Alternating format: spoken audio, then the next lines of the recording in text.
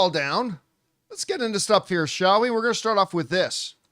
One of the big movies opening this week, we got Sonic 3. Yep. And Ann and I are going to be doing a double feature on Thursday of Sonic 3 and Mufasa. But Mufasa is the other one. Some first reactions came out, said they really liked it. I mean, not as good as the original Lion King, but said they really liked it. But, you know, first reactions don't always completely line up with the full actual reviews.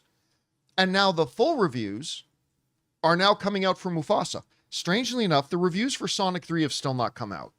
This is making me a little bit nervous, but maybe they'll drop later today. But the full reviews for Mufasa have come out. And as of right now, Mufasa sits at 58%. Ooh. Which again means a majority of the critics like it, but it's a small majority. It's a thin majority. Many of them saying they didn't like the film. Many of them saying that they did. I didn't sense a lot of extremes on either end. Like I haven't read any of the reviews that said this movie is freaking awesome. I haven't read that. I also haven't read anybody writing, this is the worst movie ever. I haven't read any of the extremes, but it seems pretty split down the middle a bit. So let's go over and start reading some of these reviews. Rolling Stone liked it. They said, we tell ourselves stories in order to live. Corporate movie studios tell you stories in order to keep their board happy and make their bottom line. Find the Venn diagram center between the two, and that's where Hakuna Matata 2.0 lies. Alistair Ryder liked it. Said, I would have much preferred an original work from Jenkins, but even when making something that feels anonymous next to his earlier films, it has far more personality than most of Disney's recent live-action output. Okay, so liked it. Not jumping up and down about it, but liked it. The Gate liked it, saying, Mufasa the Lion King shines brightest whenever it carves its own path, a worthy reflection of the struggles faced by its titular character. Riotous liked it, saying, Mufasa the Lion King took all the notes and returns with the new mythology, a hero's tale that sings to the legends of the original movie and the Broadway musical. Honestly, it shocked me. So they actually liked it quite a bit. The San Francisco Chronicle liked it, saying children will love it, and hopefully its message of loyalty, family bonds, working together, and appreciating those who are different from yourself will sink in. Sounds good. All right. United Press International did not like it.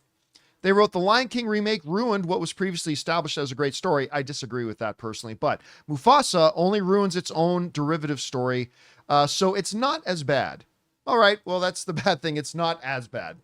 The Playlist liked it, saying Mufasa the Lion King could have been a very great and worthy Lion King successor, but thanks to the perceived requirements of what this franchise demands, it's only just a good one, which is a shame given its regal and majestic potential. So there you go. Big Gold Belt Media liked it, saying visually stunning masterpiece, blending breathtaking animation and a deeply heartfelt story that honors the legacy of one of our most beloved characters. My home country's The Globe and Mail did not like it, saying due to ultimate results of Mufasa, The Lion King justifies the fact that one of the film's great talents was taken out of the game for almost half a decade. Not especially, no.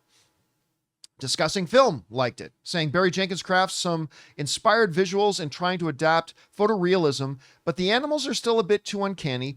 This leads to a prequel that's just okay and won't win over any new fans. At least some of Lin-Manuel Miranda's new songs are catchy. We Live Entertainment liked it, saying, could the Moonlight director find new avenues to explore that would better exemplify what's possible with these digital recreations of hand-drawn hits?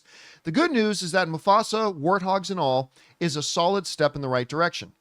Empire Magazine liked it, saying, if the intention was to distract younger audience members with some inoffensive and well-meaning adventure, the movie delivers. It's a shame Jenkins wasn't able to personalize it more, but as they say, that's just the nature of the beast. Our friends over at Coming Soon did not like it, saying, while Nicholas Britell turns in a good musical score, and there are a few moments that work, Mufasa the Lion King can't help but be a mixed bag, uneven at times and filled with songs you won't remember too well. Reminds me a little bit of a comments I made about Moana 2. Polygon did not like it. There is a glimmer of something wonderful in Mufasa. There's just too much working against it, from the flat animation and subpar songs and the preordained fate that awaits both characters. The Irish Times didn't like it, saying there is little character, no visible emotion, just endless, show-offy technical competence. The Daily Mail did not like it, saying the film directed by Barry Jenkins is touched with a spot of leonine laryngitis. Hard as it tries, it never quite roars. And anyway, it goes on. So again, those that didn't like it, those that did. There doesn't seem to be any strong, passionate feel one way or the other. The people that didn't like it didn't hate it. The people that liked it didn't seem to love it.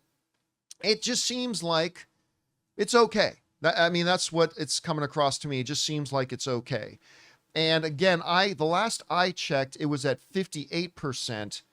Right now, it still sits at 58%. So, I mean, that's where it's coming in. Not great, not bad, but just kind of there.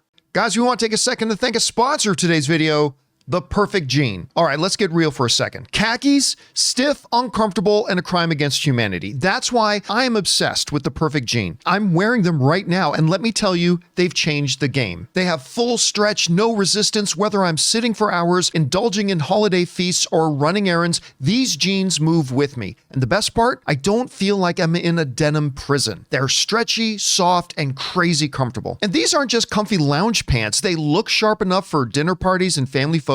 And with 6 fits, waist sizes up to 50, and lengths up to 38, the Perfect Jean fits everyone. From short kings to tall legends, over 5,000 combinations to get your perfect fit. So what are you waiting for? Stop crushing your balls in stiff, boring jeans. Head to theperfectjean.nyc and use the code Campea15 for 15% off your first order, plus free shipping, returns, and exchanges. That's right, risk-free, folks. Once again, that's theperfectjean.nyc, code Campea15. F your khakis and upgrade to the Perfect Jean. Trust me, your legs and everything else will thank you. Chris, you're seeing the reactions and reviews coming in for this. Surprised, not surprised, and what's standing out to you as some of the comments we've heard from it? I'm not surprised by this because, as you guys know, I've been pretty lukewarm about this myself. Oh, okay, that's not a movie that I'm particularly interested in. I'll see it, but I'm not a prequels person. They don't really move the needle for me. And it feels like that's kind of how a lot of these reactions are of, this is a fine movie. Go see it if you want to. You know? Right. And it's nice to see nothing is truly scathing here, you know? There's a couple points that kind of line up with what I figured was going to happen here, just on my own personal basis of how I feel about prequels, of things maybe feeling redundant or maybe not the story adding up all the way, that kind of thing. I feel like this is really for people who, if you loved that Lion King film, if you are one of the people who made that a box office smash, then you're going to go see this. If you're a person who went, oh, that's a fine movie, that's okay, you're probably not going to rush out to theaters to see it.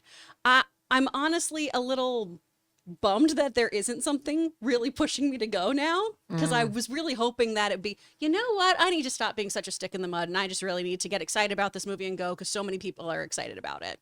So I'm hoping that I hear from maybe you guys that you really like it, and that'll be my push to prioritize this one.